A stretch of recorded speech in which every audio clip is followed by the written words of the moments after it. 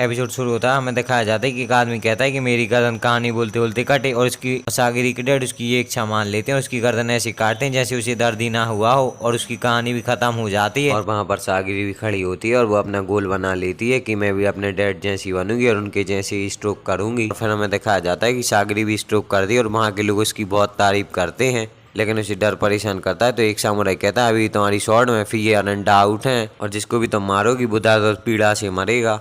और वो सामुराई कहता है कि तुम अपनी तलवार में देखो, उसमें तुम्हें सच्चाई दिखेगी। और वो जैसे ही देखती है तो उसमें डाउट एंड फियर दिखता है, जो कि उसकी तलवार को हैवी बना रहा था। और सागिरी सोचती है कि मैं अपने डर और डाउट को कैसे खत्म करूं। और सागिरी गामेमारू को इमेजिन करके सोचती है कि अगर मैं किसी को बिना हेजिटेशन के मार पाऊं तो शायद ये सब कुछ सही हो जाएगा। सीन शिफ्ट होता है, हमें दिखाया जाता है कि जहाँ बहुत सारे क्रिमिनल्स बैठे होते हैं और उनके सामने एक शोगन बैठा होता है। और एक आदमी कहता है कि नॉर्मली केस में तुम्हें शोगन के सामने बैठने की अपॉर्चुनिटी नहीं मिलती है, लेकिन आज स्पेशल है। तभी उन क्रिमिनलों में से एक क्रिमिनल कहता है कि हाँ तुम कोई भी हो, हमें तुमसे कोई भी मतलब नहीं।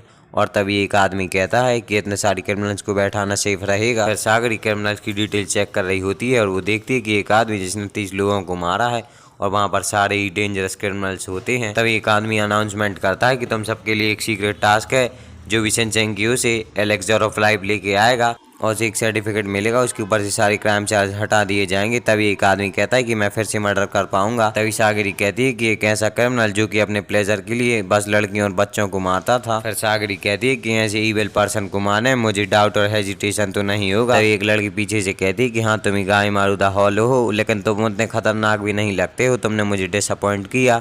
तो गामेमारू कहता है मुझे माफ करना तुम्हें डिसअपॉइंट करने के लिए। तभी हमारा गामेमारू देख के कहती है क्या ये भी उन लोग ही जैसा है या उन सबसे भी खतरनाक। फिर हमारा गामेमारू का रिफ्लेक्शन अपने स्वॉर्ड में देखती है तो वहाँ पर खून खून हो जाता है और वो थोड़ी सी डर जाती है। तभी एक आदमी कहता है कि वो आइलैंड एक पैराडाइज जैसा है और वो सबको अपने अपने मांस खटाने को कहता है। तभी उनके सामने एक आदमी को लाया जाता है जिसमें से फूल निकले होते हैं, और वो लोग बताते हैं टोटल उस आइलैंड पर 60 लोग गए थे, लेकिन उनमें से सिर्फ एक ही वापस आया।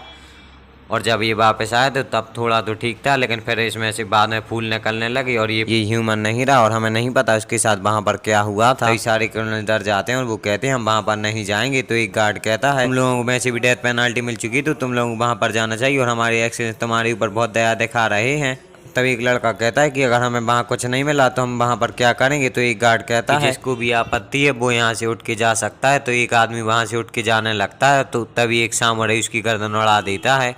और गार्ड कहता है मैं तुम्हें एक चीज़ बताना भूल गया, अगर तुमने यहाँ से स्किप करने की कोशिश करी तो तुम्हें मार दिया जाएगा, और यही चीज़ आइलैंड पर भी लागू होगी, और तुम्हारे साथ तुम्हारे मॉनिटर्स भी उस आइलैंड पर जाएंगे, और अगर उन मॉनिटर्स को कुछ भी हुआ तो तुम बोट पर वापस नहीं आ पाओ। और एक चीज़ और, शिप पर मॉनिटर्स और तुम लोगों की कैपेसिटी थोड़ी कम है, तो तुम्हें अपने नंबर्स घटाने होंगे। तभी एक लड़का एक आदमी को मारने लगता है और वो कहता है देखो वो लोग कुछ नहीं कह रहे हैं। और वहाँ पर फाइट स्टार्ट हो जाती है और वो लोग एक दूसरे को बहुत बेरहमी से मारने लगते हैं, और सब लोग पागलों की तरह लड़ रहे होते हैं और एक दूसरे को मार रहे होते हैं, लेकिन गामेमारू वहाँ से हिलता तक नहीं है। तभी शोगन पूछता है इनमें से रेड सील कौन से हैं, और भाई इसका मतलब होता है जिसके पास हाईली पावर या हाईली स्किल हो। और भाई गार्ड कुछ के नाम बताता है, और भाई इन सब में से डेंजरस होता है गामेमारू द हॉलो। और गामेमारू अभी वहाँ पर खड़ा होता है। तभी एक सामुराई यामादा से कहता है आइलैंड पर ये चीज़ें और भी खतरनाक होंगी, क्या तुम ऐसे संभाल पाओगी। और वो सामुराई सागरी से कहता है कि अगर मैं सच बताऊं तो तुम इस जॉब के लिए बिल्कुल भी सूटेबल नहीं हो। और वो कहता है तुम एक बॉर्डर की बेटी हो तो तुम अपने मेंशन में आराम क्यों नहीं करती हो। तो यामादा कहती है मैं अगर ऐसा कर पाती तो करती। और हमें यामादा के बचपन का सीन दिखाया जाता है कि अगर आप एग्जीक्यूशनर नहीं बनते हैं तो आपको मरी हुई बॉडी से मेडिसिन बनानी होती है। और यामादा को बचपन में बहुत सारे बच्चे बुली करते थे और उसे मर्डर की बेटी कह के बुलाते थे। तो यामादा कहते हैं कि हम अपनी आंखें तो बंद कर सकते हैं, लेकिन तलवार में सारी सच्चाई दिखती है। फिर हम प्रेजेंट टाइम में आते हैं, हमें दिखाया जाता है कि कुछ क्रिमिनल्स कह रहे होते हैं हम इस लड़की को मार के इसकी तलवार छीन लेते हैं और यहाँ से भाग चलते हैं। तो वो सामुराई यामादा को बचाने के लिए आगे बढ़ता है, लेकिन यामादा कहती है मैं इन सबको देख लूँगी, और उन तीनों को मार देती है। और यामादा के मन में अभी भी हेजिटेशन होता है। तो गामेमारू कहता है लोगों को मारना अच्छी बात नहीं होती है।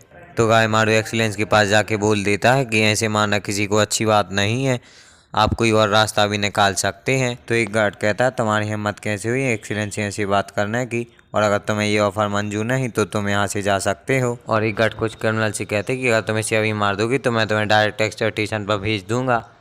और वो क्रिमिनल्स पत्थर उठा लेते हैं और वो गायमारू के ऊपर पत्थर उठा के फेंक देता है। तो गायमारू उसे डॉच कर लेता है और गायमारू कहता है कि मैं मरना अफोर्ड नहीं कर सकता और अगर तुमने मुझे मारा तो मैं तुम्हें भी मार दूंगा। और गायमारू कहता है अब तुमने मेरे पास कोई भी रास्ता नहीं छोड़ा और मैं तुम्हें मार दूंगा।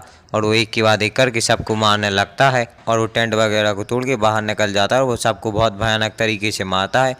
तो वहाँ पर लोग कहने लगते हैं कि ये सच में एक मॉन्स्टर है और ये एक हॉलो है। तो सागिरी को गायमारू की एक बात याद आती है कि मैं इसके बोझ तले दब जाऊंगा। और जैसे ही सागिरी अपनी स्वॉर्ड में देखती है तो उसे वहाँ पर कुछ और ही देखता है और उसकी आंखों में से आंसू निकलने लगते हैं। तो वो सामुराई कहता है क्या तुम ठीक हो?